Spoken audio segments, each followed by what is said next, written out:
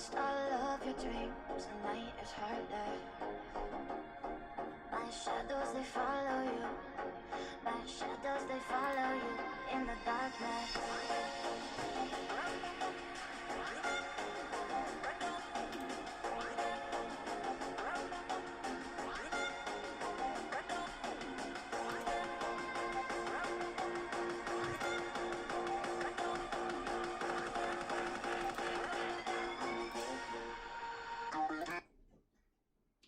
Hello. Hello. Hello. Evening. You alright? Welcome. Yeah, not too bad. Not too bad at all. Mhm. How's yourself? I am splendid. I bet you are. Quite a week for you.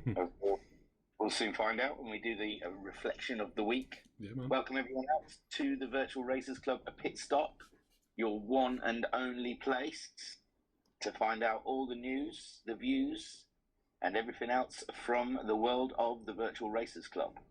With myself, Thingamajig, and my wonderful co-host, Mr. Skyjacker. Hello. Take a boo, my son. Always. We've had, it's a full roster, isn't it, this week with racing? Absolutely jam-packed, chock-a-block. Yeah, man. Don't we love it? Wall-to-wall racing. I mean, if you run out of fuel in real life or you're tumbling around at low revs, this is the place where you can just burn that virtual fuel. Yeah, man. And there's no price hikes because of shortage either. No, not at all. The fuel comes for free. Yeah. So does the racing. And the subscription. And subscription, yeah.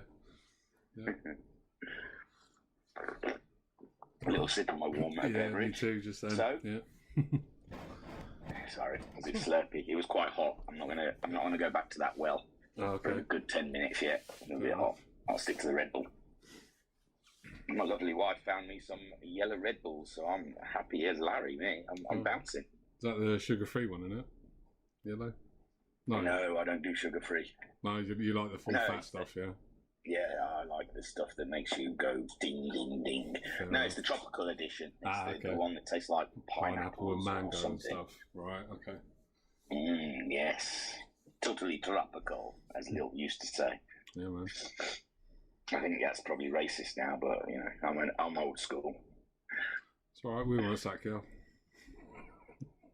No, good. Some mine. Yeah.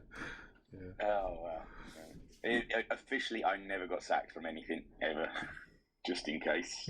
I get bombarded with messages like I did last time I made any kind of comment about that. What, did you last time when we spoke about it here, or was it just on the stream? No, sorry. Yeah, no, just went on the stream when I made a small joke about being sacked. I got messages. Fair enough. It was rather embarrassing. For them, not me. Fair enough. All right, so shall we do the week in review? Yeah, shall we man. kick off, or shall we just dawdle for a little longer to see if anyone else is joining? Well, yeah, it's up to you. I mean, I've got parental duties tonight, so can't hang around. 9 o'clock now. Well, 15:15 at the latest, yeah. Yeah. Right. So. Well, if we aim for 9, it'll probably be 15:15. Yeah, well, or 20 past, or 25 past. But yeah, right, yeah. So aim for 9, 9:15 at the latest. So, but yeah, if you want to dawdle for a bit. How's the fuel tank looking? Car is full. Filled it up on Saturday or Sunday. Awesome. And I've had no issues with my van either. I've been to Bradford and Hull this week already, and no issues getting fuel whatsoever. So absolutely cracking. Yeah, I've still got half a tank, so I'm not worried about queuing yet. No. Well, I don't know. Now the army's in. Now the good old British Army's involved. Yeah. The Talleyrand's crew. We've got no problems. We're going to be topped up for fuel till eternity. Yeah. I did notice over the last today as well that the fuel stations weren't anywhere near as busy as what they were last week or over the weekend. So seems to be a bit better now. Fantastic. So we'll do the week then. They've had long enough. Yep. They've had long enough to trundle on in there. They've all had their invites. I don't know how it works. Does everyone just automatically get like a notification that we've started or something? Yeah, doesn't it ping to everybody in the server? I don't know. I don't either because I'm usually here. I'm the one I'm that not. presses I'm normally go. sitting here waiting for you. So yeah, I don't know. But people seem to know we've started because they sort of like all wander in an orderly fashion. Yeah. So, all right, we'll get on with the week. The important people are here anyway. Looking in the audience out there, I can see that the ones that matter are here. Don't tell the ones that aren't here. It's all right, Matt's here for a change. Wow, hello, Matt. I know, Matt. He's not on axe duties tonight. I thought he'd be there giving it some. Must be having a break from band practice. Hello. This one time in band practice, Matt, I snapped a string. Oh, apparently it doesn't ping. I've just been told. Oh, right. So they're just aware. Well, there's plenty of people online, but yeah, I don't know. Well, I don't know. We'll have to have a look next time. I think next time I'll start the chat if you want to let me know what it's called, and I'll see what it does because I have no idea. No. So. Well, there's guys out there that can tell us, I'm sure. Koi or Race It was Koi that just pinged me to let me know that it doesn't ping. Oh, right. There you go then. Yeah. Okay. So let's look at our racing week. We'll go all the way back to Thursday. Last Thursday. With the GTMC round 2 at Big Willie's. Yeah, baby. Okay. So Liam Anfield took a win in the sprint ahead of Alpha Nut. His return straight onto the podium. How does he do it? The lesser spotted Alpha Nut, mate. That cracked me right up when I was listening on the stream. What, catching him out in the wild? Yeah. Yes. It was awesome seeing him back there. I was well chuffed. Yes. And Bunny, not long returned, and he's going on the podium. These guys, I mean, maybe they should take a break and let someone else have a go. Because look at them, straight back, straight onto the podium. What's that about? Unbelievable. Like you said as well, man. It's something you don't lose. It's like riding a bike. You don't lose the skill. No. Speed and skill. Mm-hmm. It's there, just in the blood. So yeah, that was our sprint. Liam Anfield, Alpha Nut, and Bunny. That was the podium for that. And in the feature, they said that he couldn't drive Big Willow. They said Big Willow was too hard for him. But who came back with a bang? I don't know. Mr. Skyjacker taking a win in the feature race. Yeah, man. Ahead of Homesick Alien and Bunny again. Yeah. I'll tell you what, I was surprised, to be fair. I thought Bunny was going to come out of the pits and be miles ahead of me. And yeah, when we stopped for the second time and Homesick was in front, it was just more a case of don't hit him, to be honest. Yeah. But yeah, that was good race, to be fair. Good fun. It was good fun to watch, yeah. It was good fun to talk about. I enjoyed it very much. I'm trying to head on over to the tables so I can give everyone just do the a look. Just the drivers. Yeah. Okie dokie. I'm nearly there. I've overshot. Hang on. Let me just reverse her up a bit. I found it. Season info. And here we go. And look at the tables so far this season. And look at that. Who's on top? Homesick Alien on 90 points. Liam Anfield, our sprint race specialist. It's turning out to be that doesn't way, isn't do it? as well. Yeah, he doesn't do as well in the features, unfortunately, for him anyway. But yes, Liam Anfield second on 86 points, just 4 points dividing them two. Sharon, the Russian sensation, in third on 80 points. And he is level pegging with yourself, Mr. Skyjacker, on 80 points. Uncle B. Darren, the one I said, I called it a while back, saying he's one to watch. He's on 72 points in 5th place. Turtle in 6th on 54 points. Pat 7th in 51 points. So them BMW boys right in the middle of the pack there. Yeah, they're doing well. Looking dangerous, yeah. Jim in 8th on 44 points. That Ferraris, the Group 3 Ferraris, just doesn't challenge as well. They didn't look happy around Willow, I must say, the two Ferraris. How Stigman won season 2, I want to say. Yes. In the Ferraris is beyond me. It's a skittish car, so yeah. It's, But there must be a way of doing it, and it must be he managed it, so there must be a way of getting on top of that bad boy. Yes, mate. Bunny in ninth, even though he's a round down. So when the drop scores come in, he's going to be up there. He's on 43 points. Shadow Rider in 10th on 34 points. Alpha Nut on his return, also a round down, is on 33 points in 11th. Electric 12 on 27 points. Joker's 13th on 26 points. GT Racers not in it anymore, but he's on 19 points in 14th. Simon, our new boy, in 15th on 14 points. And Rido in 16th on 11 points. And Flashman's pulled out as well. He's withdrawn as well, has he not? Yeah. Oh, Flashman, we miss you, baby. So, yeah, that championship already looking rather exciting. I can't wait to see how it develops. I mean, they're going to get used to that Friday. This is the thing. It's about practice. I know time is always of the essence, and it's always hard to find the time to practice. But I've seen it in a few championships. You see people having shaky starts, and then like the last 3 rounds or so. I mean, Rido in the Red Bulls. Yeah. I mean, he's on fire at the moment in the Red Bulls, but he was struggling in the early rounds. Yeah. It's just you just got to try and find that time to have a practice, learn the car. But if anything, really, the thing with GTMC is because if you get in early, you get your sign up early, and you get a broader range of car choice.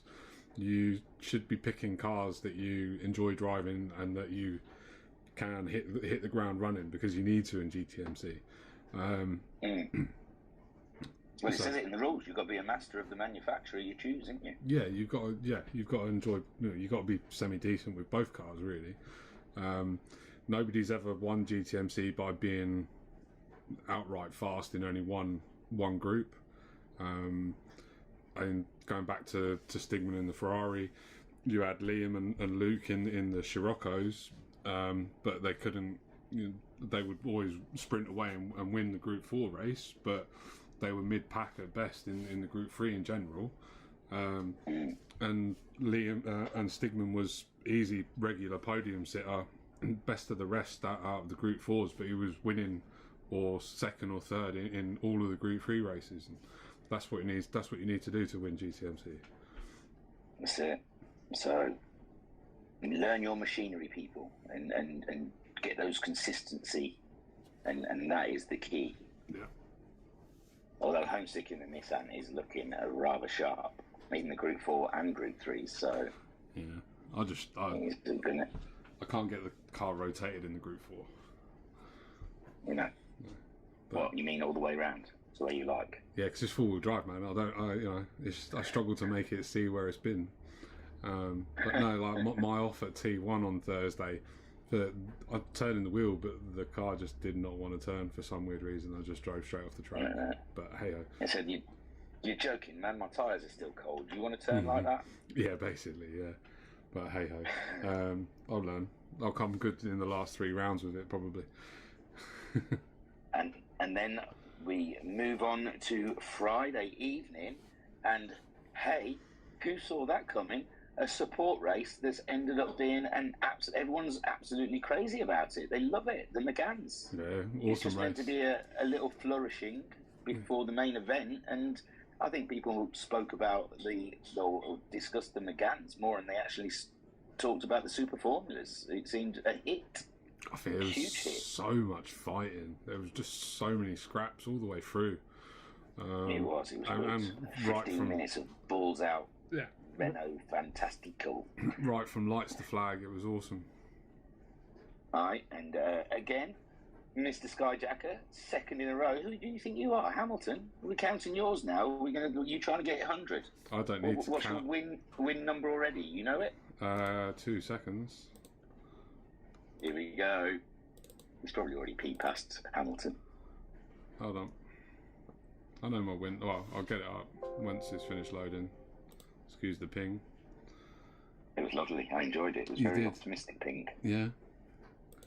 I'm only on 36 wins. No. 36, eh?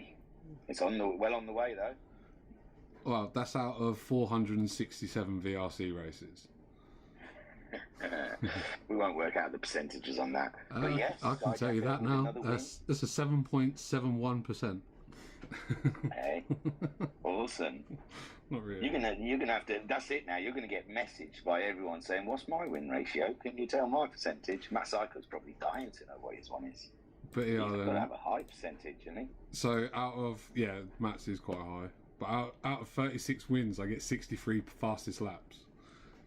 What's Matt's? Just while you mention it, hold on.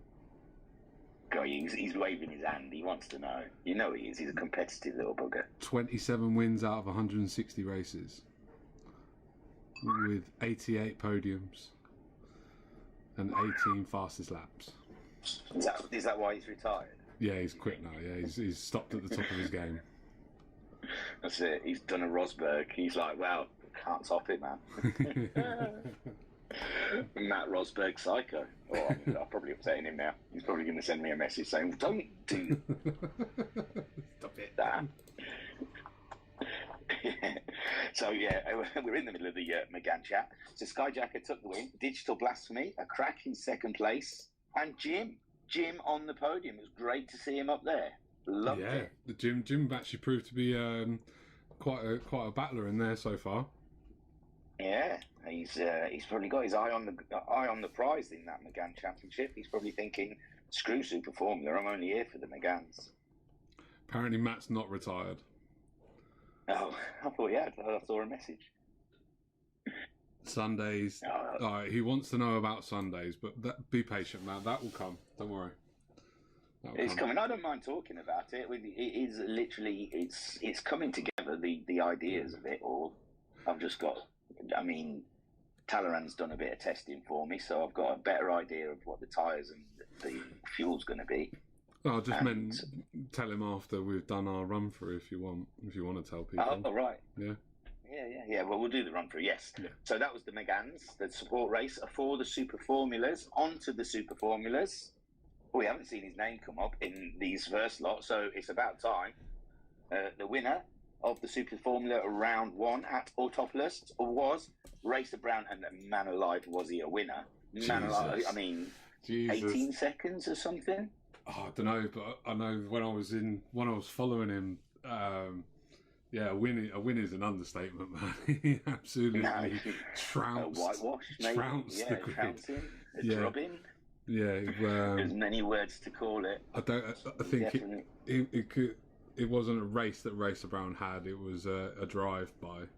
It was just a cruise. Yeah. He was just out having a bit of fun.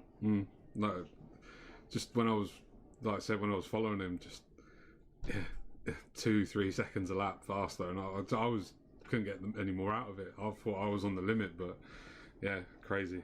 It's all right. Hopefully the ballast slows him down. Yeah, he'll be there by the end of the season. He's not going to get it all his own way. He's going to have some weight on in the next race. So, yeah. Guesty in a gutsy drive to second place. Cracking stuff for Guesty. Always good to see him up there. Yeah. And Talleyrand had the drive of the night, I think, because he was right to the back. He had issues. And, I hold my hands up. I did blame you in the commentary. Yeah, no, all right. I didn't see any incident reports coming up.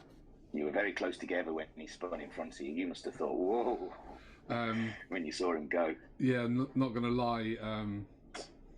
I did think it was my fault. But, it was one of them things. Hence why I didn't really fight him very much when he come to pass me later on in the race. But, me and Talleyrand have been doing racing each other for a long time. We have a decent understanding. And I messaged him straight after. I was like, look, man, sorry, if you want to put it in. It's up to you. So, yeah. Right, but he had a cracking drive back through the field to grab himself the final podium position. Yeah, solid setting drive. Himself up for that treble world championship. Can I call it a world championship? It is a world. You're driving all the tracks around the world in the game, don't you? I kept accidentally calling it a world champion. Double world champion. Yeah, double world champion, double champion. They both sit right. Yeah. You know, So, you could argue that Talleyrand. about all of our champions. Then they're world champions because Of course, they're VRC. Oh, VRC world champions. there you go. Yeah, well, we have people racing from around the world as well. I mean, Yep. my God, on Tuesday night, one of the podiums looked like the UN. It really was. It was a different flag in every position. It was great. But another part of what's great about VRC is that we do have people from all over the world. It's cracking. Yes, I do. I like it. Yeah. So, yeah, and I enjoyed the Super Formula race. I thought it was very interesting. Tactics out there. There was a couple of people didn't use their boost. I mean, Digital admitted afterwards he'd forgot he got it. He used the tactic of going one stop. So Yeah. but he had a coming together with Shuren possibly. I'm not sure. I can't remember. There was a collision. It was Sharon. I think someone had a bit of a wobble on, and he didn't realise and just came across him on the track, and so he had to pull over and wait. But and then he obviously changed his tactic to a one stop, so he was managing his car. And but he didn't use his boost, which really surprised me. But afterwards in the chat, he did say he'd forgotten about the boost. So yeah, Alexis is probably either forgot or didn't know because see, Alexis races in WRX and it's the same button, so it did 100% have it mapped. So don't know. Right. Yeah, well, I know he uses a controller rather than a wheel, or he did the last I knew. Yeah, no, as far as I know, he still uses a pad. Yeah. So maybe it's hard to map that one on. I mean, you ain't got as many buttons as you have on a wheel. Lots of buttons on a wheel to play with. So I remember once I wanted to see if you could map it to the clutch, but you can't. No, you can't clutch it to a pedal. I thought that'd be awesome. It would be better. I'll get to use my clutch for a change. Yeah, and mine just sits there redundant, waiting for the brake pedal to start fluttering, and we have to change it. No. So, that was the Super Formula. It was a cracking little race and very enjoyable to watch. If you haven't seen it already, it's on the YouTube channel. Go back and watch it because it's a cracking little race. Lots happening all the way through. Like I said, different strategies throughout. Racer Brown, it was a trouncing, I've got to say, but you know, we're not ITV. You don't watch Racer Brown. Yeah. And just drive around for an hour. We do dot around looking for the battle. To be fair, I thought Shuren in the last stint towards the end. I thought Shuren was mighty. To be fair, with the same tyres, same tyre wear, and he'd only done a one stop. He did as well, didn't he? He was one more lap. He would have had me, I think. To be honest with you. Cracking. So, all right. Solid race. So that was a Friday night. On to a Sunday evening with the Red Bull Juniors. I don't know. We'll go through the Binko had an absolute cracking night. Didn't I'll do the tables. Sorry, I haven't done the tables of the Megans or the Super Formula. I usually tell you the tables, don't I? Yeah. Are they all in the same place? Is it in the same? Yeah, they are. A Megan channel, is there? Yeah. No. Okay. All right. We'll first do the Megan Trophy Support Series.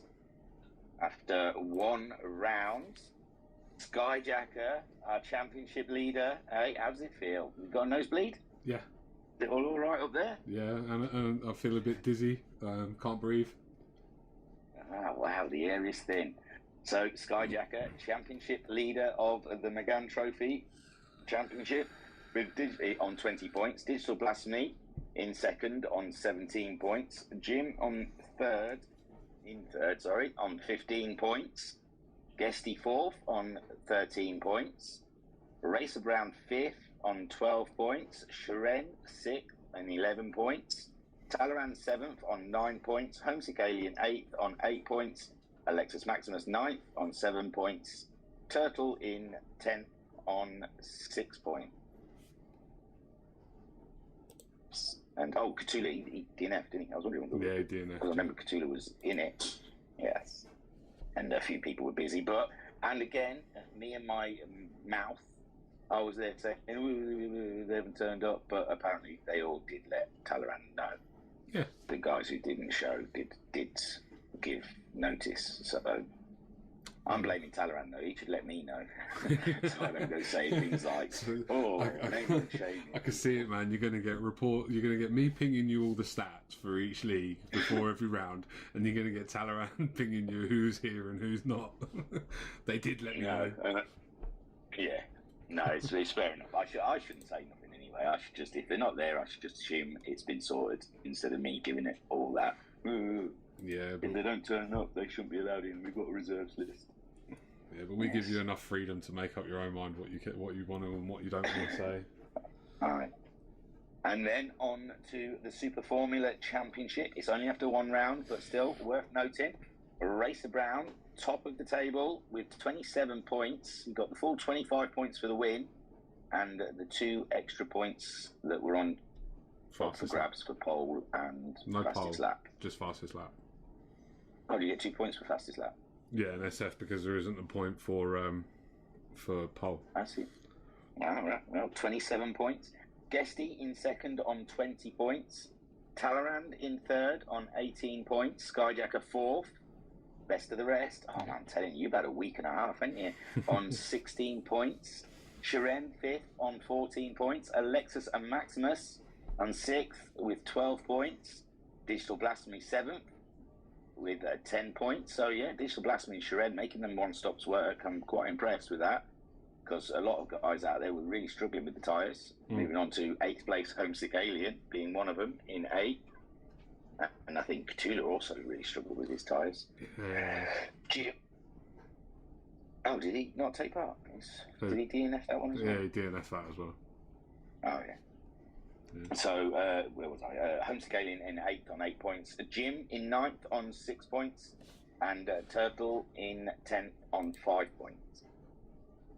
And, I think everyone can walk away from that race with their heads held high. I know some people were disappointed with themselves, but they had no reason to be. It was hard fought, and it's a tough championship. It really is. And now we're going to have ballast from now on. In my experience as well, the first round of Super Formula is the toughest because everybody's on the same ballast. Everyone's on the same weight, and it's quite a tough car to follow somebody in because of all the aero. But yeah, and obviously as people get used to the car, as we said before, but not only that either, the Super Formula is very much like the Red Bull. It handles totally different with weight in the car, and eventually you get used to the weight because you're in it for an hour, so your pace improves. Right. Oh, sorry, go on. No, go on. That's all. I've finished now. Oh, I was just saying, I remember the seasons that I took part. I always preferred it a little bit lighter. I found it tougher to drive with the weight, but I know Talleyrand, he used to really do well with the weight on him, and that's why he's double VRC champion, Super Formula champion. Yeah. It's because he got used to the weight, and he built his strategy around the weight. So. Yeah, see, strategies are where I fall apart. I just turn up. I'm like someone else who just wings it. That we found out in the chat during the week. Yeah, I just wing it. If I don't have Alpha on chat, I really struggle, especially with the last stop, working out how many laps are left and how much fuel I need and stuff like that. Oh, I used to hate that with timed races. That's why I liked the lap counter, because then you can really work out how much fuel to put in. It's just like, how many laps? But that's why I like the timed races, because it's an extra level for people to have to think about and work out. Just enough to think about in a race rather than starting to do math. Jesus. Yeah, but I don't work out. Is that the 100-meter marker board, or is that the 50? Oops, it's the 50. Instead of trying to do math as well. Yeah. My word. But tyre strategy and strategy in general, we are just completely and utterly wing it. I just see what happens, see what I'm feeling when I'm on track, and go from there. Right. Because I felt, jumping ahead. As we talk about it, with electric, with his tyres, he'd left it too late in the Super GTs to put his hard tyres on, so he only ended up doing 3 laps on there instead of 5. And it's like, I felt for him, because I thought that's the sort of thing I'd do. That'd be the sort of thing that I've miscalculated and not given myself enough laps. Yeah, well, that is tricky with Super GT's 5 lap rule. Because that if you're saving your harder compound till the end, you're always going to open yourself up for that sort of mistake. Yeah, I mean, Bunny timed it just perfect, but yeah, Electric left it, I think, 2 laps too long. But anyway, we're going on to Sunday evening now with the Red Bull Juniors. That's heating up. That one's coming right to the end of its championship. We had round 9, so we've only got one more round to go. Can't believe it already. I know. They fly by, don't they? I remember when I first got it all ready and signed up, I just thought, it's going to be forever until we get to October, and here we are already. And I can't put a pin in who's going to be champion. I really can't, because it all got turned up on its head on Sunday evening, with Binko taking the win in race 1, Racer Brown in 2nd, and Shiren in 3rd. Then Binko taking the win in race 2. Uncle finding himself on the podium again, telling you, one to watch. Definitely. And Shiren again, the podium specialist, the Russian sensation. He found himself on the podium again. And then in race 3, you're always there in race 3, Skyjacker, another win to add to his collection. And Talleyrand in 2nd, and Binko managed to get onto the podium. I know he was probably really thinking he wanted a treble that night, I imagine. Yeah. But you and Talleyrand ruined it for him. Sorry, mate. But with all those wins that Binko keeps having, craziness, the crazy northern bugger that he is, he's found himself sitting. Hang on, I'll get there. See, do you want me to do it? No, I'll find it. I've got it up already, that's all. All right, you do the table. I've done the 2 tables. People get bored of me saying numbers. I always read them out thinking, is anyone following them? So yeah, go on then, you do the table this time. So as Thingy was just alluding to there, after his double win streak and triple podium again, leading the championship is RS Binko on 100 points on the nose. In 2nd place is Talleyrand with 96.33 points. In 3rd place is Racer Brown with 95.33 points. So that top 3 is tight.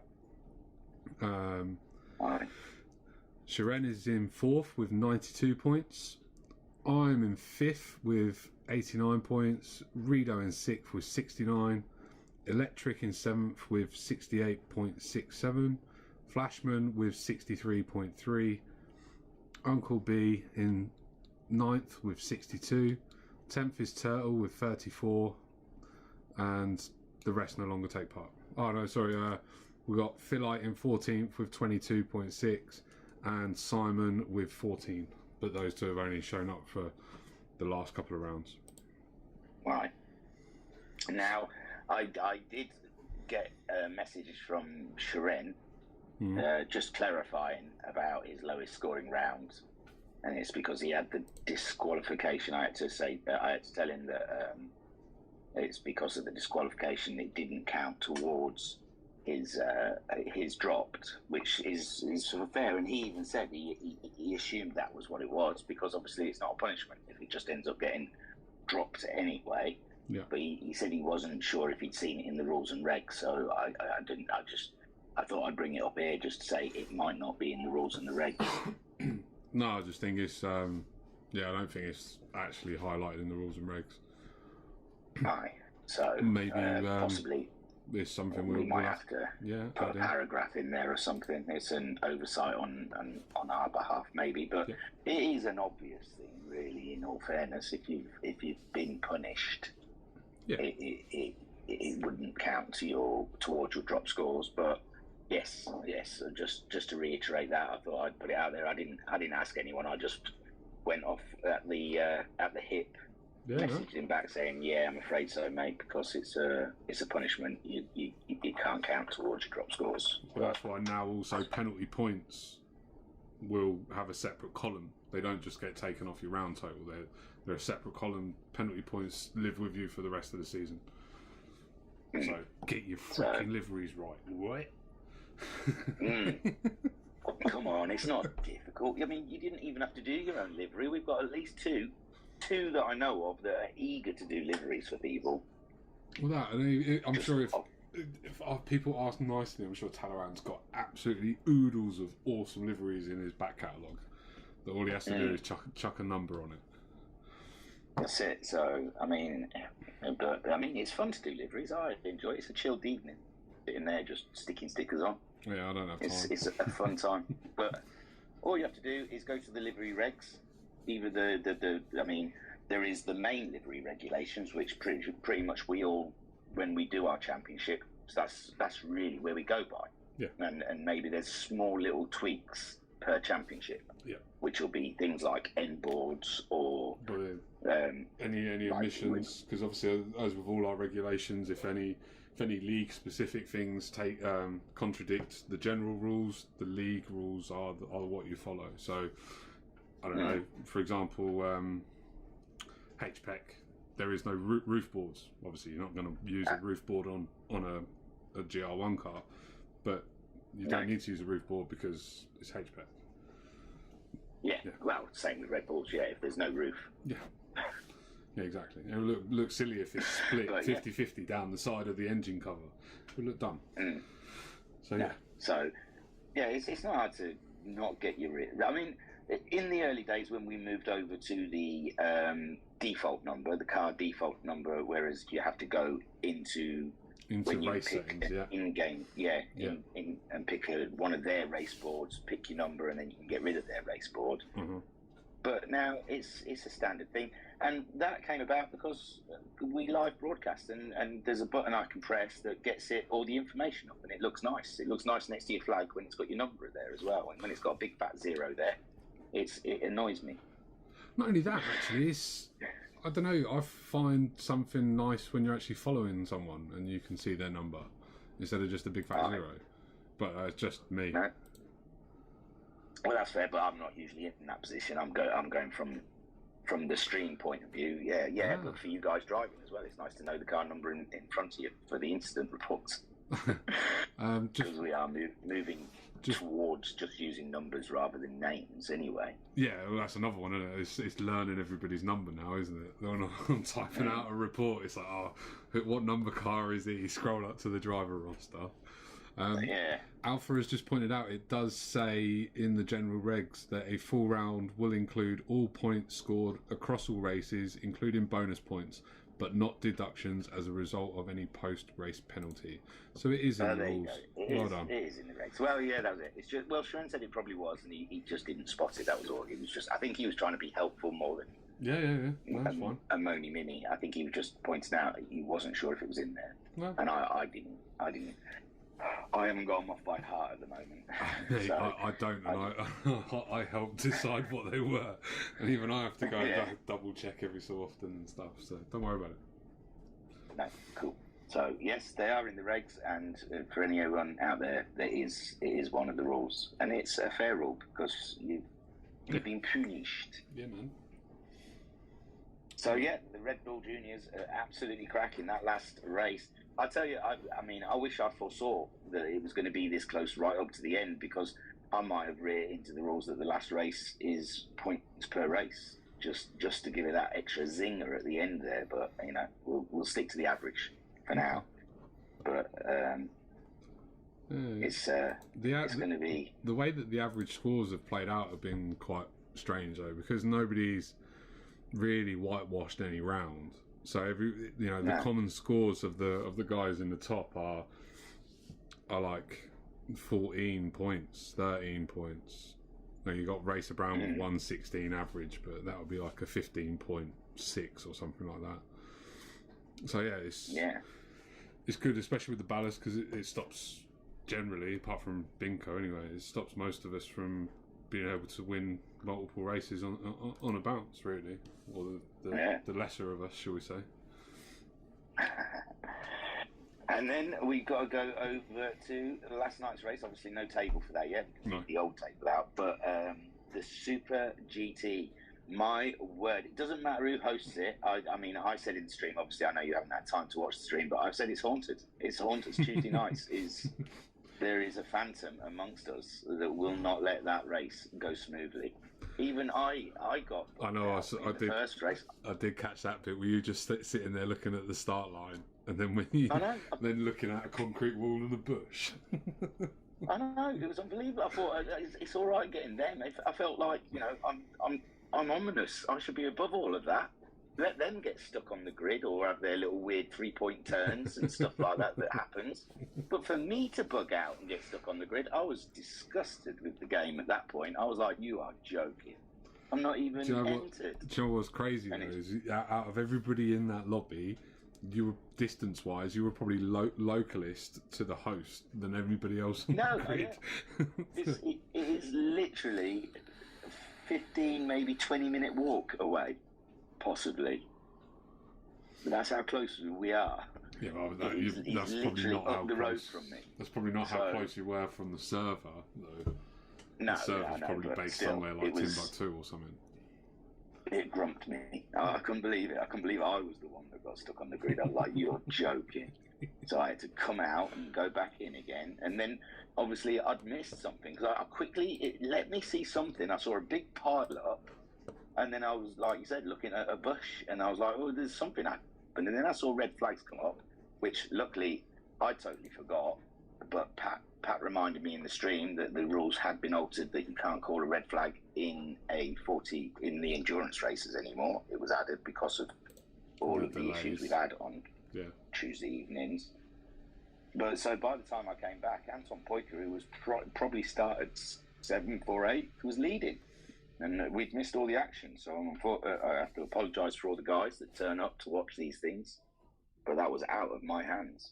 I mean, I even cleared my cache. I'd done the router thing just beforehand, and I did everything properly, as you should. But it was just, I don't know, Tuesday nights is the weirdest one. Or the Group 2 cars, or it's the rolling starts. I know Race Brown's got a theory that it's rolling starts that seems to have it. No, I don't know. You see as many glitches on standing starts as you do rolling starts. I personally think it's the load on the server. I mean, you've got. I don't know, it's a very varied group. You've got a Finnish driver, Russian driver, the South African 3 guys. South African drivers, and obviously I know from experience that South Africa's internet infrastructure isn't the best in the world. It's not so solid. Well, no, when I used to race with LNR, restarts and resets and stuff like that were commonplace. Except it was 6 in the afternoon here instead of 8 o'clock at night, so it weren't too bad when you could wait an hour. But it's not like poor old Anton who's there at like midnight, thinking, "Can we get a race started now, please?" So I mean, props to Homesick again for. Oh, and to Race Brown as well for when he's had to do it, and you just sorry guys, we've just got to crack on. We know it sucks, but we've just got to get a race done, get it cracked on. So he did everything right. He tried to restart it 2 or 3 times in the sprint, I think. Twice, and he closed the room down, reopened it, and everything like that. He did everything he could. So Anton has his hand up. He's got his hand up, so I'll quickly do the results and then we can have a chat with Anton. So Super GTs, Anton Poiker won the first race with Kale in a cracking second place. Kale was looking strong, and Shiren in third. And then in the second race, J00 Pace won ahead of Anton Poiker in second and Shiren in third. But obviously, stewards have got to look at a couple of things. Even if they haven't put incidents in, I think the stewards are going to take a look at 1 or 2 things, because there was some odd things happening in that feature race between them 3. So, okay, well, I'll get Anton up. We can see his perspective of all the restarts and what he thinks of the bugs of Super GT. Okay, come on, chatty man. Mr. Anton. Hi, Anton. Hi. Anton. Hi, man. How's it going? Well, I'm a little bit tired, but fine. Cool. Enjoy. Well, you got a win in the first race at least, and you were in a Yeah. cracking little battle in the second race. I mean, I don't know. I don't know what happened in that final chicane. It looked a bit strange between you and Jay. Jay was kind of over the curbs, and it looked like you were up alongside him. And then next thing I saw you both drive around the corner, and Jay was ahead of you. So I didn't quite see what happened, but it was very close. Yeah, I Very think close. we both.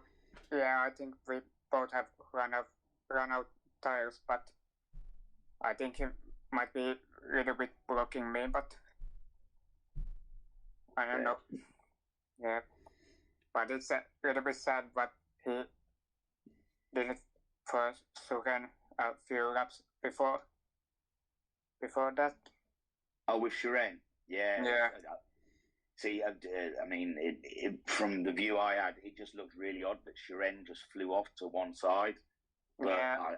I do think, I don't know, there was something in the chat about Shiren had changed direction in the braking zone, which is a bit of a no-no. So I don't know. I think, like I said, I'm not privy to all that. I know it's. Well, I think it was something discussed in the stewards yeah, room. well, I watched the replay and maybe Sugan just a little bit changing line, but not very much. And even if he doesn't move on the line, we might be hit anyways. So, but yeah. Skyjack's like, I don't know, I didn't see it, so I can't say anything. Oh, yeah, no, it was just really weird. As so- they come up to the final chicane, Shiren was ahead of Jay. Yeah. And obviously the camera was pointing at the front, so I couldn't really see what was going on behind. okay. Shiren just disappeared to the right, and I think it looked in the chat afterwards that Jay did apologise to Shiren for giving him a slap up the back. So I think Jay might have either outbraked himself, late braked, or didn't expect Shiren's brake in. And Shiren was in a good fight there. It was Shiren ahead of Jay with Anton just sitting behind him.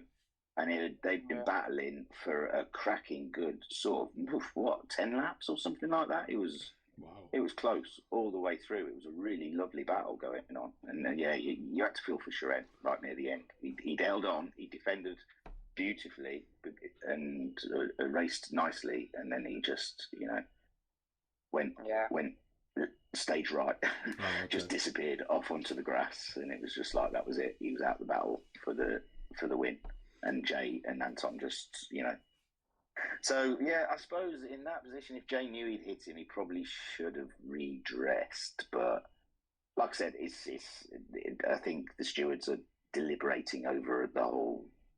I haven't even looked at the videos. I've seen a couple of videos popping up in the stewards' room, but I was at work when they all appeared, so I haven't looked through any of them yet or anything to see. But still, all that aside, it was still some cracking little battles. I mean, I honestly, you, Jay, and Shiren were at the back for a majority. For the first half of that race, I was really surprised to see you three coming through. It was great strategies, whatever you guys raced. Yeah, well, I was planning before race and that I do only one stop in both races. And it works quite well. Yeah, but it was a dominant win for the first one. No one even come close to you in the first race. You were gone. Yeah, well, after the qualifying, I think which tire I should start it, and I decided to start super soft, and I was starting 6th place, and then after first corner, I was first place. Yeah, it was carnage, wasn't it? I didn't see it. I got stuck on the grid. I didn't see the carnage. I just try to stay calm, and everyone else who is around me just crash it or something like that. They might try too hard, but. Well, La Source does seem to do that even in real life. I've seen some Formula One races all come to pieces at La Source. So it happens, I suppose. But yeah, cracking win. That first one, Anton. Well done. Yeah. And I assume you're leading the championship now. I don't know if Skyjack has got it up. No, no, it wasn't yet. It's the old table still. Yeah, I've not even looked at the table for Super GT because of the stewards. No, and the week 4 was Racer Brown. No, you were still leading anyway. I read it out. You were 4 points ahead of Racer Brown. I think you were on 90 and Racer Brown's on 86, I believe. And with no Racer Brown there, but that makes it even more difficult for you. I've said this before. With drop rounds, when someone does miss a round, it's harder for the person leading the championship to judge whereabouts they are. I suppose they could easily just do the math themselves and take away someone's lowest round, but still. With Super GTs and the qualifying race and all like that, from round 6 there'll be a drop score table, so from the next round, whereas normally I leave it until round 8 for drop tables, so you'll know earlier than normal.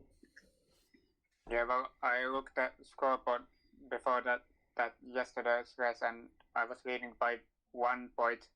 I had Racer Brown. Yeah, Racer Brown. Yeah. But only 1 point ahead. But you know, he's been off to the gym. That's why he wasn't there. He's had a bit of a break. Been in the steam room. He's had a few massages. He's getting his head ready for the next race. He's going to come back stronger. I think you're gonna find yourself with a right battle on your hands for this championship. Should be a close one. But still many races to go. Yeah, it's a long way to go yet. We're only halfway. Yeah. Only halfway, so it's been a cracking championship so far, and it's very close between yourself and Racer Brown, I've got to say. And there's Sharen's coming on leaps and bounds as well. I don't know if he's going to have a late charge for this championship and all, but he did a cracking job in the third race. I mean, he did Sharen in the first race. He looked like he put himself out of it because he was up there. And then he had a really late pit stop, but he charged through the field. He must have overtook about 3 or 4 people on his fresher tyres. I mean, there was an 8-second deficit from him and Bunny. Bunny was sitting in 3rd place, and he made that up in about 3 laps. It was unbelievable to watch. It was cracking stuff from Sharen. So, yeah, I think Sharen in this second half of this championship is going to be one to watch out for as well. Anton, you've got a big target on your back, I'm afraid. Anton, and I think there's a few people gunning for that first position. Yeah. But it keeps it interesting for you, at least, isn't it? It would be boring if you just ran away with it, I guess. Yeah, I think it's a good thing that many people have a chance to win the championship. Well, we certainly like it. Just out of interest, does it mess with your head, the bugs and the problems? Is it like, does it distract you, or is it, just in your stride, you don't care? You know what you're going to do, you know what you've got to do. I just try to focus on my thing and my way.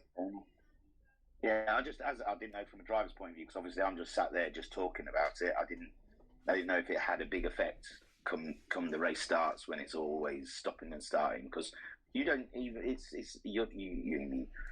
you don't seem to have problems with bugs and stuff like that. It does usually seem to be Electric was having a few issues, and he's in Ireland, I think. And then Sharen, unfortunately, all the times that it did bug out, he wasn't affected by it. But then the final bug, he was affected by it. But it's the South Africans mainly, like Skyjacker says, their internet is probably not too hot. No, it's ropey is the word, mate. Not too hot. So. But then they have electric outages, like Jay disappeared from race 1 just because of some sort of electric outage. No, they have load shedding, don't they? So I don't think it was that for Jay though. I think it was just actually he'd had an outage. Okay. Fair enough. But yeah, I know you say they have that load shedding as well, and it's God Almighty. Yeah. You think they'd sort that out by now? God Almighty. Yeah, well, unfortunately. I suppose the power line's got a long way to go to get there. No, well, I don't know. it's just that they haven't got the. Well, they're like what we were back in the 70s and the 80s with it. That there's not enough power to go around, so they have to drop as much off the network as they can, and then reset they need everything. windmills. Yeah, more windmills, more solar panels. Oh yeah, they've got plenty of sun. Well, that, They've got the biggest source for electric. Well, that and obviously, what is it? The what's that bit at the bottom? The Cape, right at the bottom of South Africa. Obviously, that's some of the most turbulent ocean in the world. It would be great for a wave machine. Yeah. I'd say there's a money-making opportunity there somewhere. I'm sure of it. That's what we should do. Go and make some money. Yeah. The Brits, not us personally. No, I wouldn't know where to start. I just mean, we could get fuel off them and drivers, and we'll give them electric. We'll cut a deal. Siphon, yeah. But all is good, Anton. How's fuel in your country? You doing all right? Yeah. Oh, good. It's only here, Good mate. for you. Yeah, I know. Well, apparently there's drivers missing everywhere. I keep hearing. There's driver shortages all across Europe, but the fuel problem is only here. That's because we're all idiots and we all went and bought it all at once. Yeah. We just took our turn. They go on about the Englishmen. It's because we enjoy queuing. That's the whole joke around Europe about the English. We love a good queue. We do. Yeah. Any opportunity, someone says, "Hey, there's a queue at that petrol station. I'm going to go and sit in it just in case. I don't want to miss out on something." Yeah. We are really that stereotype about us. We are living up to it because we've got plenty of fuel. We've not got a fuel shortage. We just enjoy queuing. Crazy. Oh, well, Anton, it was lovely talking to you, and you are entertaining us at no end in the Super GT. Thank you very much, and keep it right up. Yeah. Cheers, mate. Right. Cool, man. Cheers. Anything else? Just one last thing. Anything, Anton, before I slip you back into the crowd? Well, do you know where JTX is? But because I asked him, are you taking part on Super Formula event on series, and he said yes, but I didn't see him. No, he's on the first race. He's on holiday at the moment. For this week, he should be back next week. I speak to JTX every couple of weeks to say hi and see how he is and stuff like that. And he did say he'd missed the first rounds, but he should be here for the rest of them. Oh, okay. Where do Finnish people go on holiday? JTX. Well, right now, nowhere. They just go driving around on gravel, I suppose. Just find a nice gravelly road to go sideways on. I know that JTX goes somewhere up north for a holiday. His family or something like that has a lodge or a cabin or whatever it is up there, and he goes up there for a week. And stuff like that. Imagine lots of gravel roads into there. Lots of snowy roads. I'm not joking. I think it might have been Top Gear where they say, like, at school they teach them how to drive on gravel. It's like they learn rallying while they're at school. They learn how to rally drive while they're at school and that. Anton, is it that in Finland you've got to actually like log hours of driving in all conditions, the same as what pilots do? Well, I don't know. Oh, okay. Yeah. Okay. Oh, right. Maybe it was just I can't remember where I saw it. I thought it was like Top Gear, but you never know with Top Gear. You never know if they're just sending you up or not. No, I'm sure they were going on about. Yeah, they have to learn how to drive in snow and gravel and all sorts, like at a young age. And that's why there's so many good rally drivers come out of Finland. Ah, okay. Well, but again, Top Gear is not a great source. No, it's not a reliable source, is it? Not really. Well, maybe if they even on countryside, but I live near of Helsinki, so I might not have same possibilities. But you're not like the English though. If it's snowing, you'll go out for a drive, wouldn't you? We're all scared to drive on the snow. Well, it's fine for me. well, we of course we change winter tires. All right, yeah, we don't do that. We just don't go out. Yeah, we just drive around on the ones that we've bought in the summer. That's the reason. Oh, I see. Yeah. All right, well, lovely speaking to you, Anton. I'll I'll put you back in the crowd. Great. See everyone. Anton will come and say hello. There you go. So yeah, that was our week. We've done the Super GTs. We've done that whole week's of racing, and tomorrow we've got GTMC to look forward to. Where are we at? I've caught you out. Pass. You've not practiced, have you? Mate, I don't ever get a chance to practice. We're at Interlagos.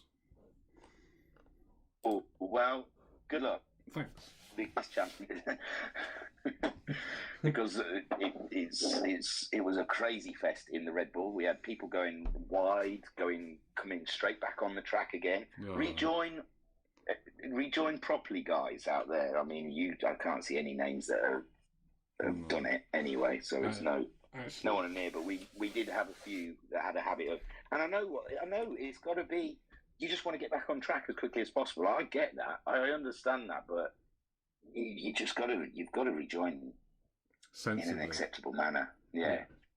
And I know Brazil is one of those tracks where you get down to the bottom of that straight, and if you haven't got your braking right, you are off, and you've got to get back on and stuff. But it's not just that either. It's not just rejoining sensibly either, though, is it? It's like that. If you've gone off side by side with someone and you come back on the track side by side, in all fairness, it's theirs. Yes. You went off the track. It's the person you've come on at the side of.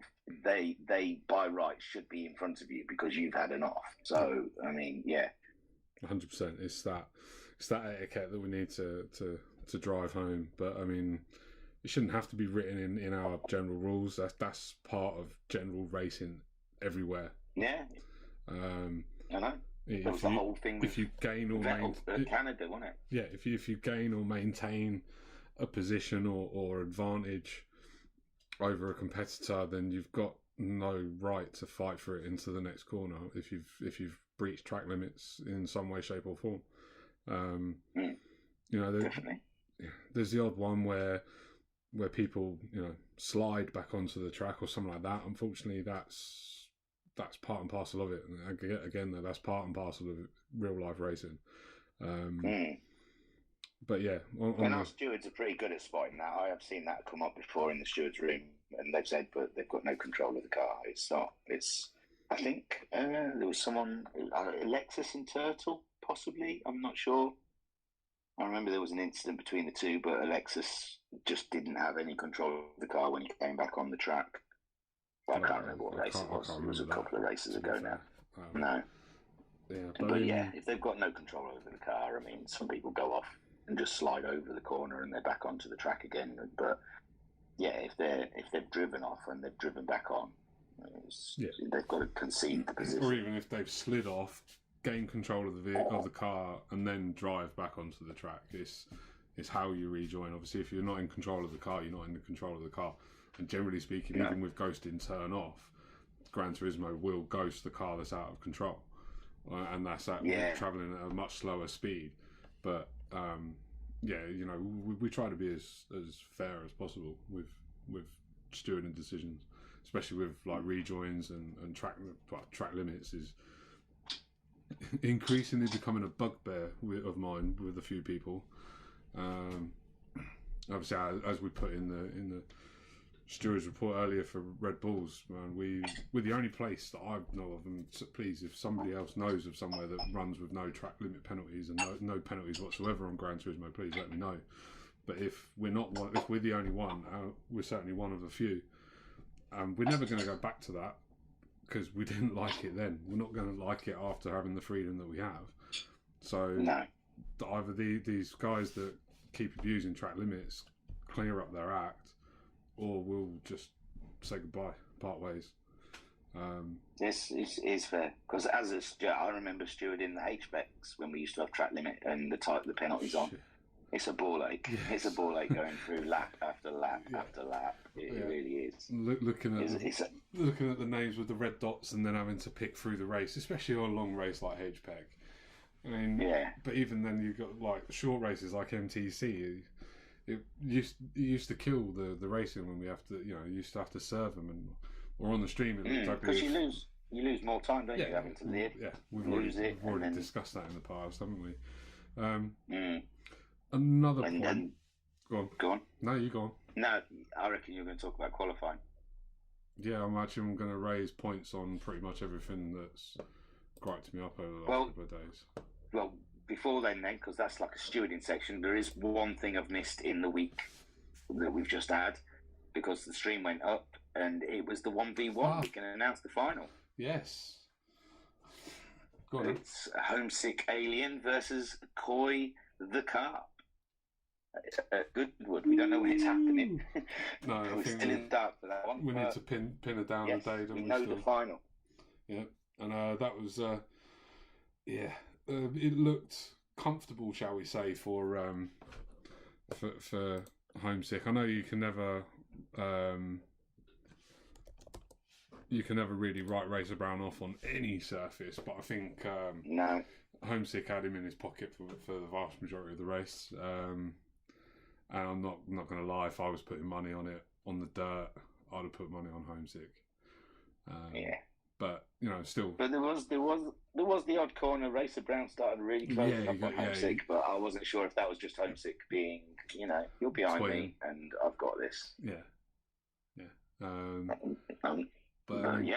Homesick Alien on the dirt did the job against Racer Brown, and he is through.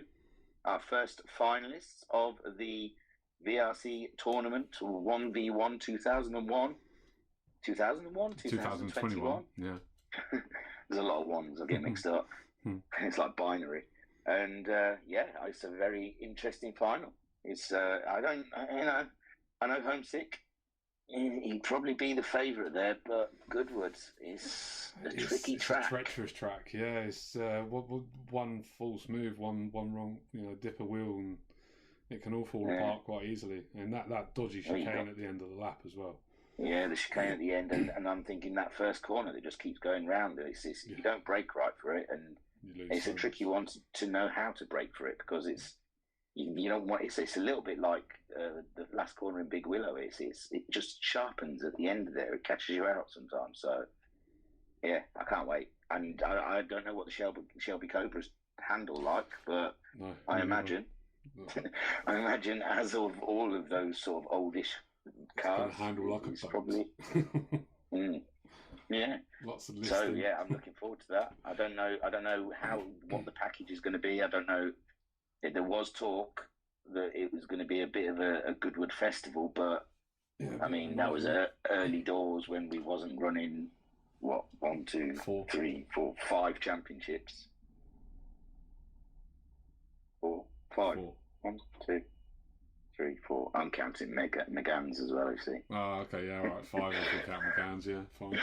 Yeah, I'll let you off on that one. No, it's all right. It's only a support race. I say only a support race, but it got a lot of buzz afterwards. It's gonna be a championship in its own right. Yeah, it gets its own stream anyway, a separate stream. Yeah, I think that was the right way to go as well, to be honest. And it gives you a nice proper break instead of just leaving the stream trying to catch a car go around the track. Yeah, unique, and I think it worked. So, right then, on to the business of... Come on, guys, sort this out.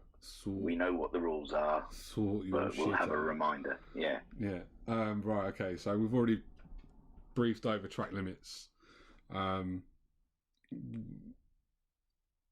Just keep it between the lines as much as possible. Don't try to make it obvious that you're trying to gain an advantage by running wide or cutting corners or something like that. If you leave the track whilst you're fighting and you join back on and you're still fighting, whoever stayed on the track has right away. End of. Second one then, qualifying. Yeah, fine, there's a rule saying no overtaking in qualifying if somebody is on a hot lap.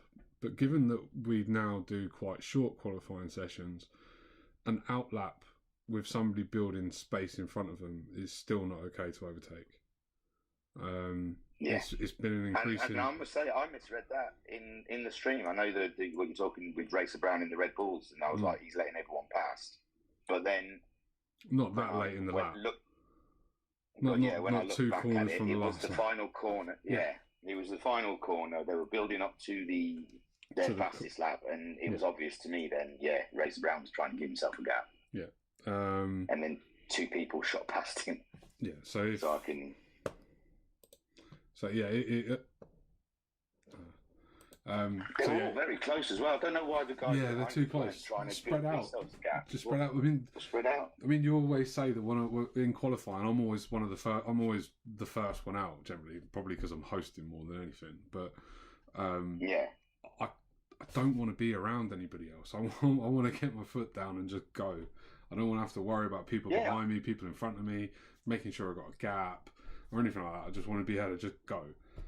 So I'm out of the pits as quickly as I can. But obviously, if everybody did that, then it'd be pandemonium. But it's just more about being sensible out on track. Hang back. Yeah. I used to sit in the pits and wait because in all fairness, I don't trust myself that I'm going to not make a mistake in a corner, and I don't want the person behind me getting compromised by my mistake and stuff like that. Well, that's part and parcel of it as well. But obviously, if you make a mistake on a hot lap and you've got cars on flying lap behind you, just get out of their way. Let them pass. Yeah. You've binned off your opportunity. Let them pass unimpeded, and then you carry on. Easy. And I've seen it in qualifying before. I've seen people running quite close, and I've said, well, they're putting a lot of trust in the person in front of them. Yes. And the person I behind. know some people are trying to get. The person behind is also having a lot of trust in themselves. It's quite easy to miss a breaking point or something like that. So yeah, just spread yourself out, guys. Give yourself some room. Don't worry about the toe. I mean, from personal experience, because I'm a lot more nervous when I'm following somebody in qualifying. I don't gain any time by following them close, especially for a toe, unless you're at Le Mans or Route X. Well, I'd never do qualifying at Route X anyway. But or something like that. The whole thing with the toe, anyways, is you want an overtaking manoeuvre. I mean, you grab a toe fuel off someone, you're going to catch them like up in that corner, and you're going to have to brake more anyway. So a track like Interlagos, unless you time it absolutely perfectly, so you're on somebody's rear bumper as you're coming over the line, it's not going to be any benefit. So just build space, build gaps. Let's be sensible about it. Okay. Another big one. No, I totally agree. I think that's definitely the way to go. I think people just get a little bit excited, don't they? I just think they want to get on. I don't know. I mean, it just either that or they just want to. With the Red Bulls, I don't want to qualify. I want to race instead. It's that sort of mentality. See with the Red Bulls, everyone was so bunched up. It was strange. Just like, come on, give yourselves room, boys. Yeah. Come on, you're going to qualify. It's a time trial, not a race. I saw it in the radar behind me. I was glad I was so far ahead when I started mine. But okay, on to the next point then. Incidents and reporting incidents. More to the point. Okay, it's not It's not a compensation system. It's not a stick to beat people with. It's an education tool. Now, we have a massive variety of skill and experience within the club, and see, people need help to learn. The idea behind the incident reporting is to help educate people on what is and what is not allowed and what is not okay in Virtual Racers Club. Now, one thing I've always said is that we want high standards of racing and racecraft. We've done everything we can to maintain a high level of racing and racecraft. We have the rules and the infrastructure in place to do it. We come up with the formats to do it, and all that sort of stuff.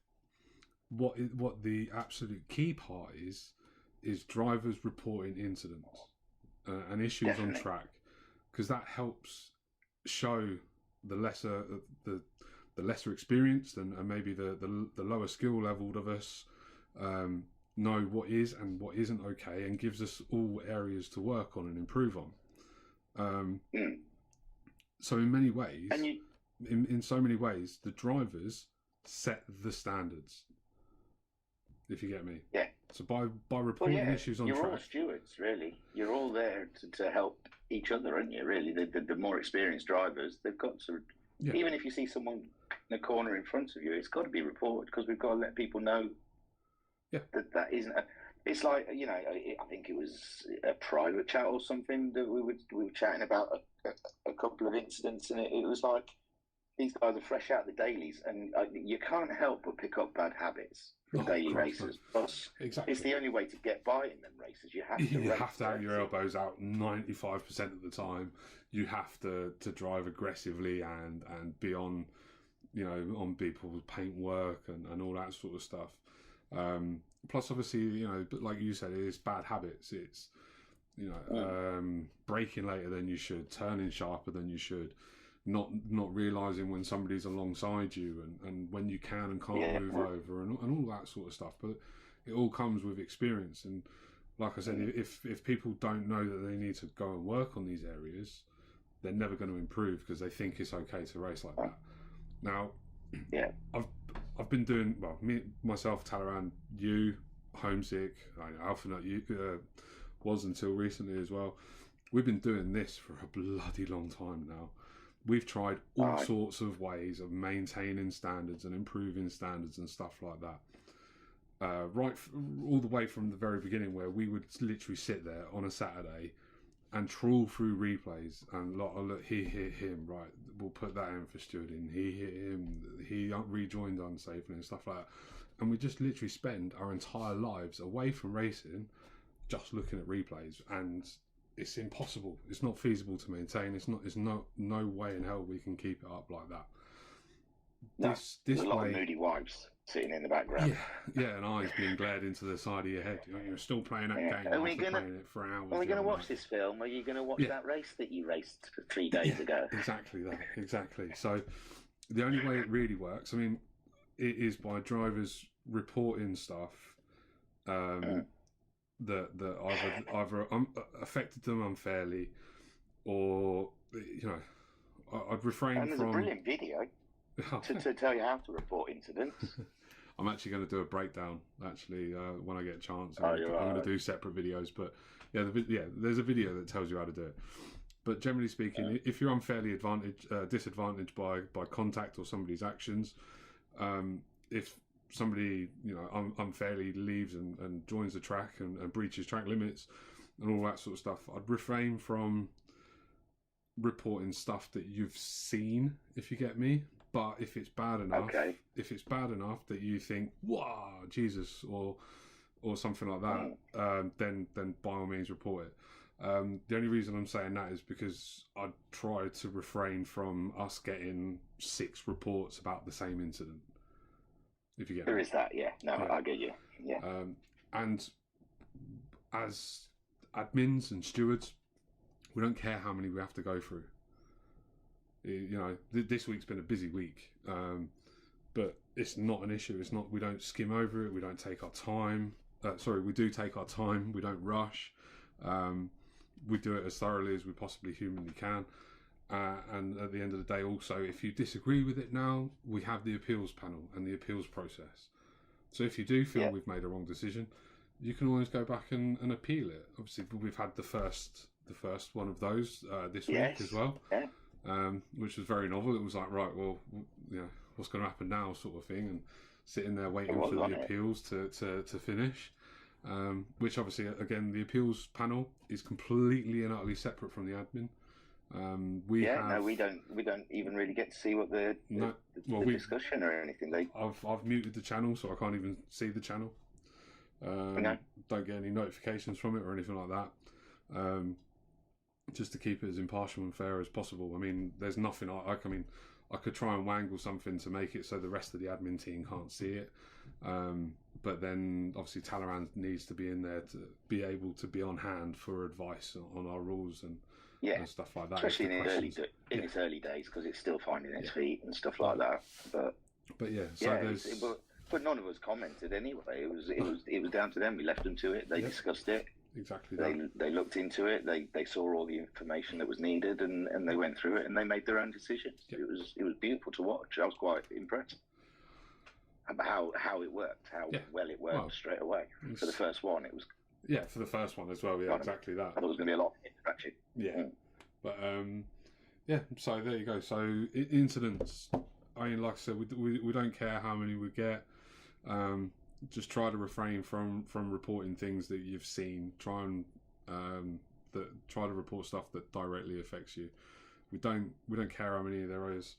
the report literally takes 10, 15 seconds to complete. With clips are advantageous for us, just saves us from clipping them. But a clip isn't necessary. Just what league, what race, or what round, what race, what lap, what corner, and who was involved, and a brief description of it will do. It literally takes 20, 30 seconds to complete a form. Definitely. I mean, I'd also say maybe if you know you've got an incident you want to report, you might want to save the replay at the end just in case, because on the very rare occasion, on the odd occasion, sometimes replays... We forget. We're only human at the end of the day. Yeah, I did it on Sunday night. I forgot to save the first race, but luckily Talleyrand saved it, so yeah. No, it's good. We're all human. It's like when I forget to screenshot the result screens. I got into the habit of just using your stream footage, and then there was a couple of races where you forgot to go and look at the result screen, and it was like, oh shit, what am I going to do now? I'm absolutely stuffed. Yeah. So I had to work out another way of doing it. But yeah, we're all human. We all forget things here and there. But yeah, if you have an incident that you want to report, please save the replay just in case, just in the off chance.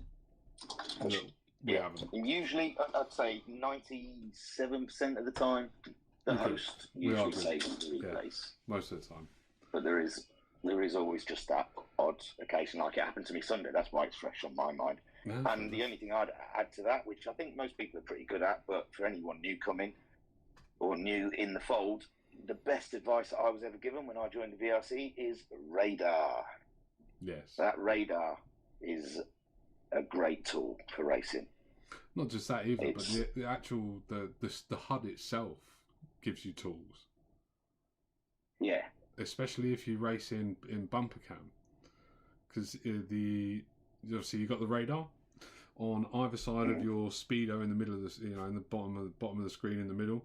You have two white proximity brackets. They turn red when cars are very, very close to you. Well, not only that, but when you're in bumper cam, the edges of the screen turn black when there is a car close to you, and obviously the edge turns black for wherever there is a car. So if you race in bumper cam, you have 3 fairly decent telltale signs as well as the rear view mirror. That's it. So if you're coming out of a corner and it's dark on the side of you and you've got a little blue arrow in your radar, and your red, you've got to give that little bit of space. You've got to give a car's width. Just leave space. That's the key bit. That's our golden rule, isn't it? Always leave racing room. Yeah. Always leave space for each other. And that's it. Because you'd want someone to do it for you. So it is one of those. If we all do it, then no one will ever get budged off the track. Hello. Hello, I'm still here. It's all right. All right. I thought, he disagrees. No, barge him off the track. What the hell? Forget what I just said. No, well, I mean, my first race with the VRC, I'm guilty. I was on my own. I was on my own. I thought there was no one around me, and Talleyrand had come out the pits, and I hadn't even realised. I didn't use radar, and I don't use bumps, so I don't get the dark screens. I like to sit in car, and to my surprise, when I turned into the first corner, there was someone there, and I was like, "Where the hell did you come from?" Because I didn't realise he'd come out the pits. So, but ever since then, if someone gave me the advice, I think it might have been Alphanaut, gave me the advice to use the radar. Yeah. And it's a lifesaver. It really is, because sometimes you do think you're on your own in a race. You don't realise someone's come out the pits, and they could have come out alongside you, and you're unaware of it. You turn into the first corner, and then bang, you've bashed someone. You ruined someone's race when then you're not even racing with them. So no, exactly that. I mean, like you said there, when I first started sim racing, I had my bad habits from the dailies and the FIAs. I used to brake too late, even when following somebody. I had the luxury or the heads up of racing somewhere else for a few weeks before joining VRC when it first started. So I had a rough idea of what it was like, but yeah, the level of competition in VRC was something else compared to what I was doing before. But we all start with bad habits.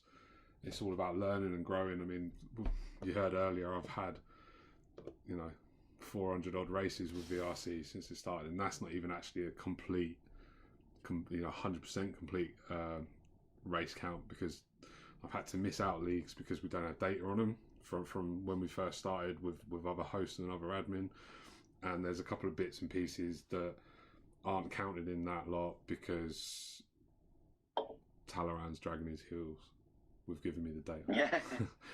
Is the only Come way I on, can put it. Talleyrand, stop fixing It's stuff that we did before we started streaming.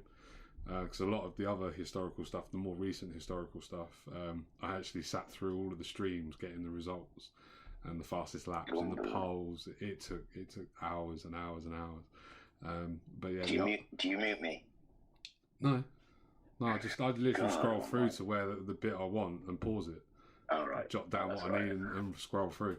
But yeah, I imagine that voice grates after a while. Jesus. No, don't, man. That first part of the stream, when I have the volume turned up on the iPad just to check the mic's working, I'm like, oh God, shut up. Yeah, but none of us. We don't like our own voices, though, do we? Because I'm the same when I listen to this back on my way to work tomorrow. I'm the same. I'm like, God, do I really sound like that? It sounds beautiful. What are you talking about? Well, I have the same impression of your voice. But yeah, that's it. Let's have a love fest. Rant over. Give us a hug. There you go. And again, a great week for you with all those wins and podiums. Well done. And the championship lead at the moment. Yeah, I don't see that lasting much further than Friday, to be honest with you. You never know. Where are we? Is the Super Formula? Catalonia. Do you know? Oh, that's a tough one. That's a tyre killer if ever there was a tyre killer. If I remember rightly from previous seasons, though, it's quite nice in the SF car. Really? It's an out-and-out Formula 1 track, but it's not... personally, I don't enjoy it in any other car. Not even in the VGTs at the end of last season, I didn't enjoy it, even though, I should have won both races, but I ended up winning one. But yeah, we'll see what happens, man. We never know what's going to happen. That's the beauty of it, isn't it? Spinjacker might make an appearance, and I might be on form. We don't know. I always like an appearance from Spinjacker. Yeah, but it's just when you see Spinjacker, that means that you get Ultra Skyjacker afterwards. Yeah, you get. Is that what it is? Is it? you get Skyjacker with flames. I go into God mode, do I? Is that what you're saying? Yeah. Drive double the hard. Just before we start looking to wrap it up then, because I've just seen it's gone 9 o'clock and we said we'd start wrapping it up at 9 o'clock, so I've only got 15 minutes left. I'm sure the one and only reason Matt Psycho's been sitting in here no, I'm is sorry, for Matt. Sundays. So cool. Okay.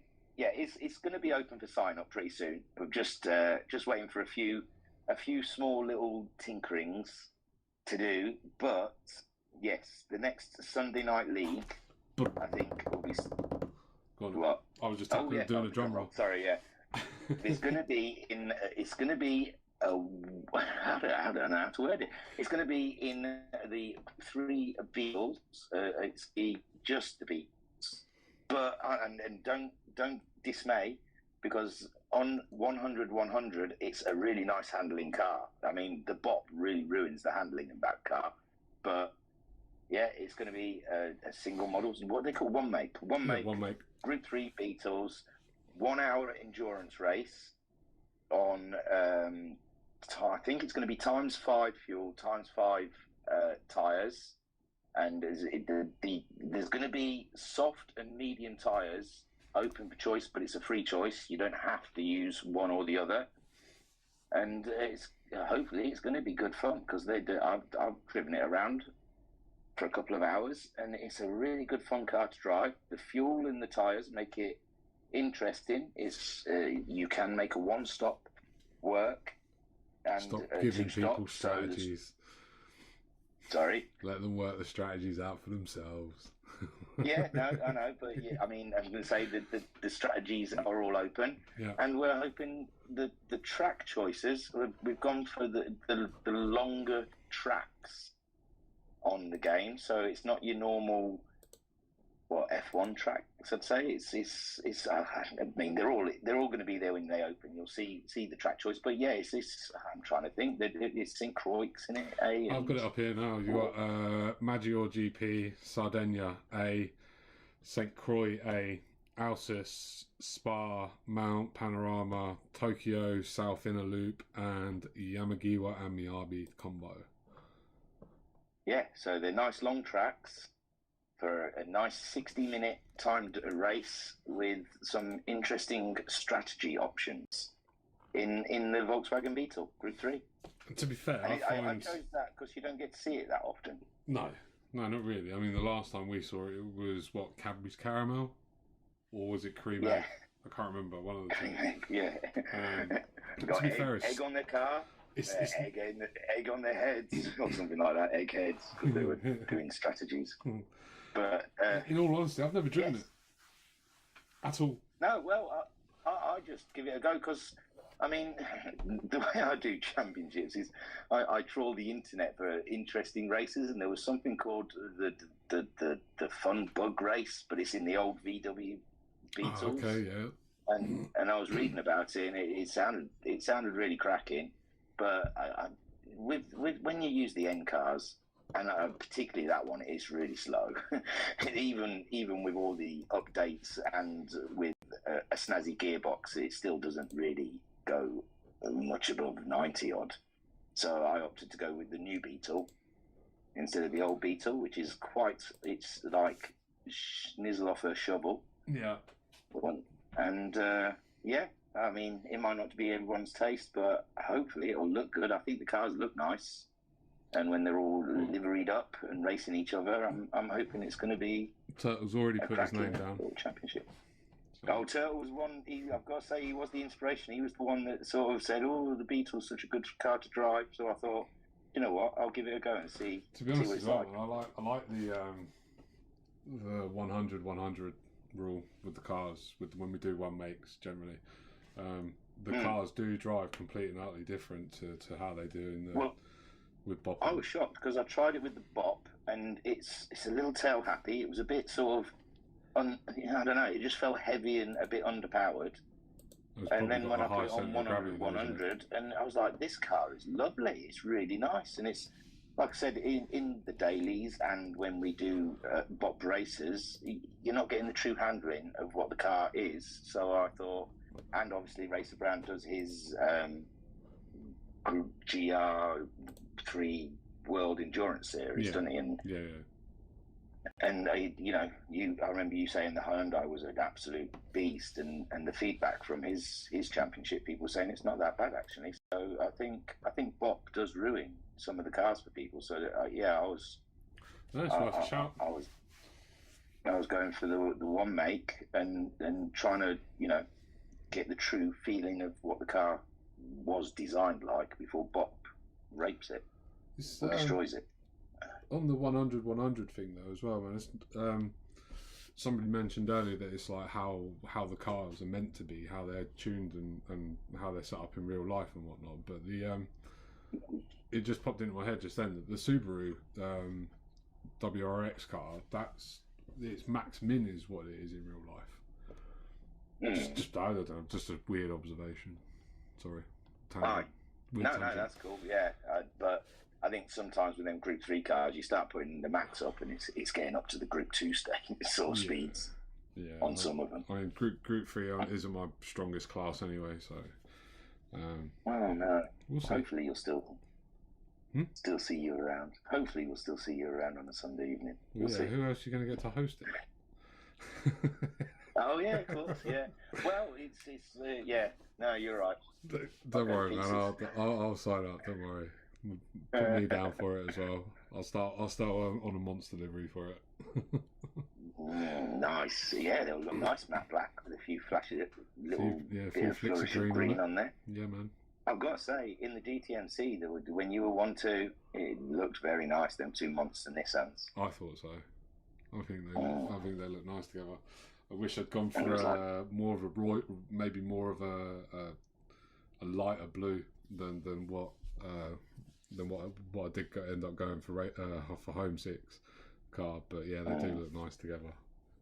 It was very colourful. But then I was like when mine and Alpha's cars are next to each other as well. I think that looks smart. Green and purple monster, green and blue monster. Looks smart. Definitely, yeah. And I loved Alpha when he was in the purple monster. I loved calling it the purple monster.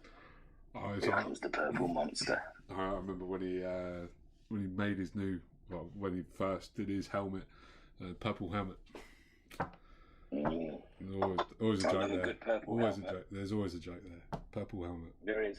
I love looking at them sim racers' helmets during a race. Well, that's why you always do the whooshes. You don't do them enough these days.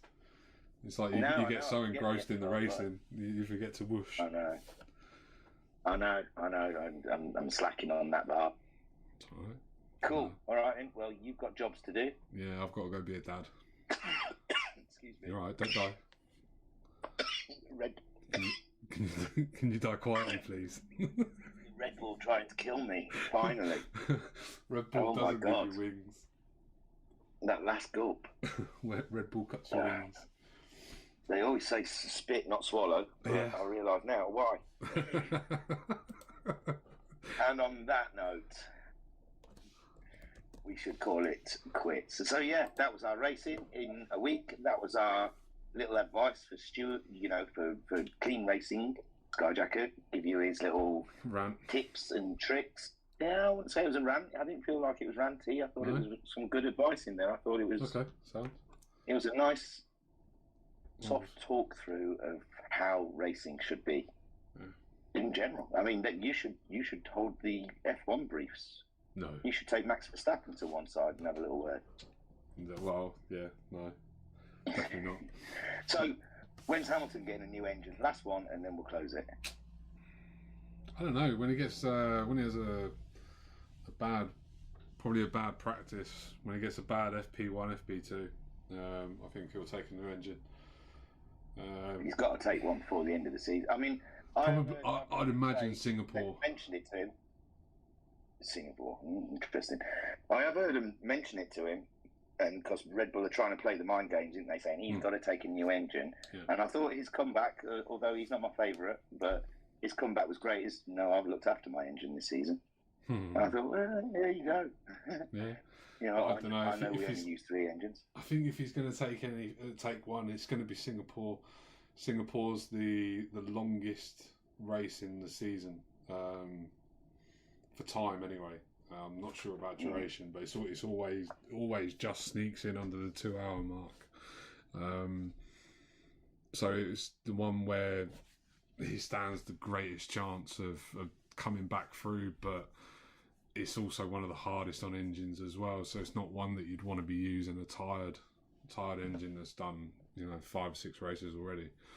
I don't know. It's just my prediction. I don't really know. I don't have a clue. I'm just guessing. No. It's your guess is as good as my guess, but well, what's your guess then? I assume he's going to have to take an engine, as some of the top end have. Even Ferrari have to, and that engine doesn't seem to kick out half as much brake horsepower as the others. Hold on, I got one more point. Okay. Alpha Nut, you're always special to me. Don't worry, mate. The bromance continues. Always, man. I feel it feels strange, man. Especially like on last Thursday, I had Alpha on chat as we do whenever we were racing together, and obviously Homesick was my teammate. Obviously, it's been the first time in a very, very long time that Alpha's been on track and we've not been teammates. But you missed the growling. Yeah, I don't know. Yeah, it always used to make me. It's soothing. It's therapeutic, isn't it? Yeah. It does. Yeah. Anyway, Alpha Nut sort of. When I don't know how to explain it. It growls. It growls. The growl. It's nice. The harder he's racing, the louder the growl. So you know when you can and can't talk to him. But it's just but I'm sure I've got strange things that I do when I'm on chat with people. I breathe too loud. Apparently. Yeah, that's another one. Yeah, I'm a loud breather. I can hear it when I listen to this back. Shut up, you. Right, I'm off, man. She's taking her headphones off. All right, you go and pin your name, right? thank you for joining us. Don't forget to miss. Don't forget to miss. Not don't miss. Don't forget to miss the stream tomorrow at GTMC on YouTube. It's at Interlagos, and it's going to be an absolute cracker. I promise you that. I know it's going to be a cracker before we even get there, because they always kick up a cracking race there. Watch Liam Anfield win the sprint race, but in the group, the feature race, who knows?